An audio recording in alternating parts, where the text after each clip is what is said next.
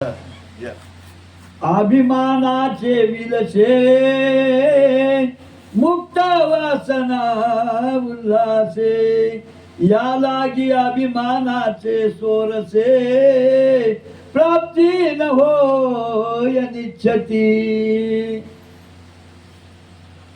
थोडं कळालं हा भला लय अभिमानाला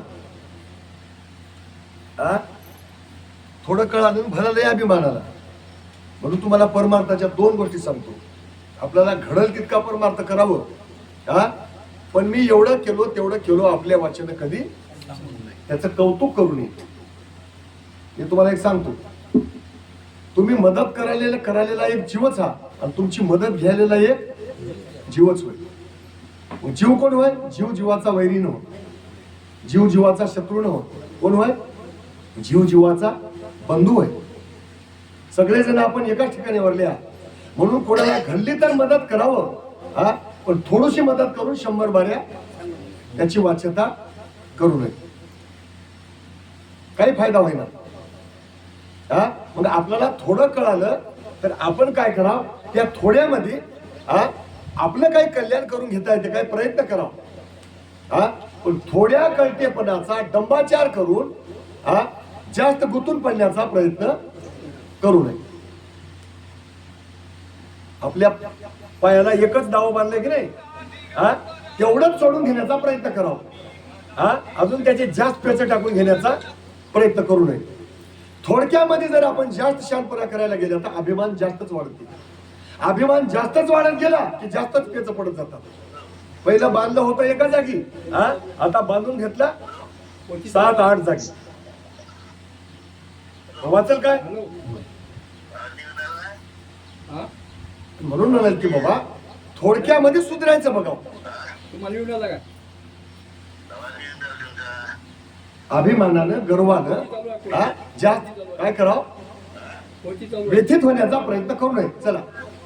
जे ते निशेष अभिमान उठे ते चिन्ह मात्र फाटा फुटे.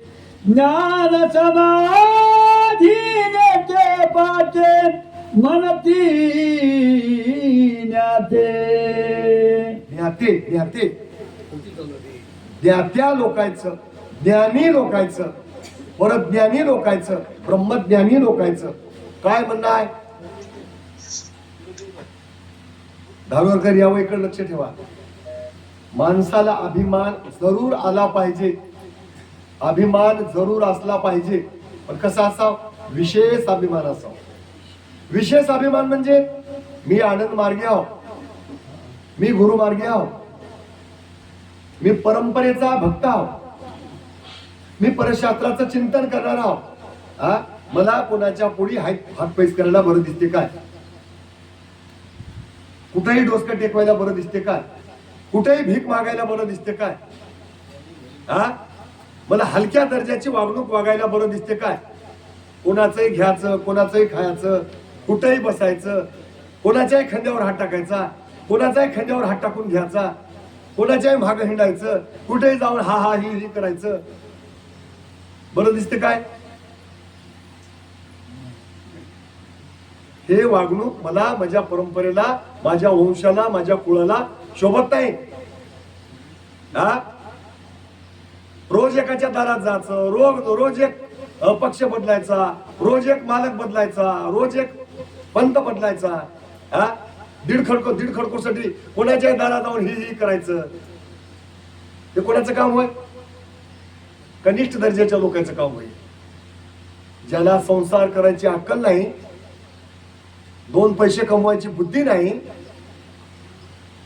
हा, कर्तव्याची जाणीव नाही, म्हणून काय करायचं, या परमार्थामध्ये 2 खडको मिळतात काय म्हणून हा तोंड आपटीत फिरायचं.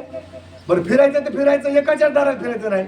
सोमवारी एकाच्या दारात, मंगळवारी एकाच्या दारात, बुधवारी एकाच्या दारात, जाय भवानीच्या भंडाऱ्याला, जाय मसोबाच्या भंडाऱ्याला हा हा, आणि पुन्हा म्हणायचं मी परत देणे हो म्हणून. याला विशेष अभिमान म्हणाव काय. विशेष अभिमान कोणाला म्हणाव, मी आनंद मार्गी आहो, अनंत कोटी ब्रह्मांडाचा मालक माझा भगवंत आहे हा, मी काय सामान्य जीव नव्ह, मी परज्ञानाच्या मार्गातला आहो. हा, मला परज्ञानी मार्गातला भक्त म्हणतात. हा, मला कोणाचंही घ्या ना, कोणाचंही द्या ना. हा, वेळ पडेल तशी टाळी वाजवायला बरं दिसते काय. हा, याच्या पुढचं जाऊन सांगतो, आनंद मार्गातला माणूस वाया जायला बरा दिसते काय. आनंद मार्गातला माणूस नरकाला जायला बरा दिसते काय. आणि आनंद मार्गी माणूस जर वाया गेला, जर लाचार झाला, हा, कोणाच्याही पुढे तोंड आपटू लागला, तर त्या मार्गाची, त्या वंशाची, त्या कुळाची काही प्रतिष्ठा राहते काय. ज्याला आपल्या कुळाची वंशाची प्रतिष्ठा कळ ना, त्याला कसला ज्ञानी म्हणाव. म्हणून महाराज म्हणाले की इथं विशेष अभिमान उठला पाहिजे. हा, की निंदे वस्तू मी करत नाही, चुकीच्या वस्तू मी करत नाही, अनुचित वस्तू मी करत नाही. मी केलं तर काय करीन, माझ्या धर्माला सोबतील अशाच गोष्टी करीन, माझ्या मार्गाला सोबतील अशाच गोष्टी करीन. मला, माझ्या कुळाला आणि माझ्या धर्माला, माझ्या पंथाला खाली बघायची मी वेळ येऊ देणार नाही. असा अभिमान जरूर उठला पाहिजे. तसा अभिमान उठे ना.